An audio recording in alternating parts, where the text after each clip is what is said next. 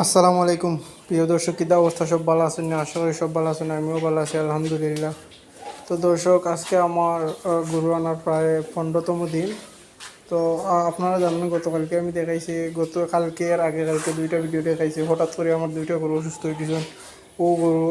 ও গরু হঠাৎ করে অসুস্থ হয়ে গেছেন। অসুস্থ বলতে কুড়া রোগ হয়ে গেছে, দুইটা গরুর কুড়া রোগ হয়েছে। যেমন ও গরুর হালকা দেখা গাইছে, অন্য হালকা একটু গা হয়েছে, ওখানেও গা হয়েছে।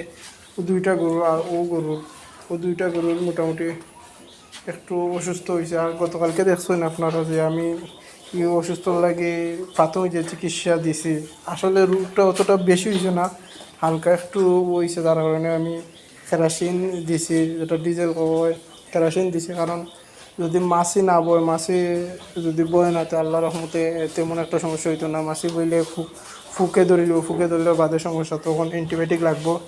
তো খরচ বাঁচানির লাগে আমি প্রাথমিক চিকিৎসা দিছি। আর কেরাসিন দেওয়ার পরে দেখলাম আলহামদুলিল্লাহ আর অতটা সমস্যা হন না। তো দেখা যাক, আশা কমে যেত ইনশাল্লাহ, কমবো। আগের থেকে মোটামুটি কম আছে, আর বাড়েন না।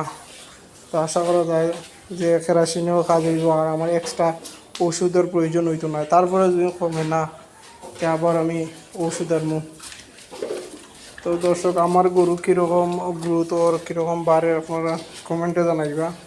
আগে তো একটা গরু, আগে শুধু যখন আনছিলাম শুধু খালি হাড্ডি আছে, এখন আলহামদুলিল্লাহ অনেকটা উন্নতি হয়েছে গরুটার।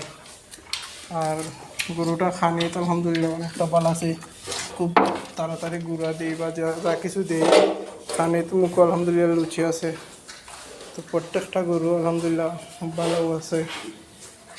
হাত দোয়া করবা যাতে দুইটা গরু খুব তাড়াতাড়ি সুস্থ হয়ে যায়।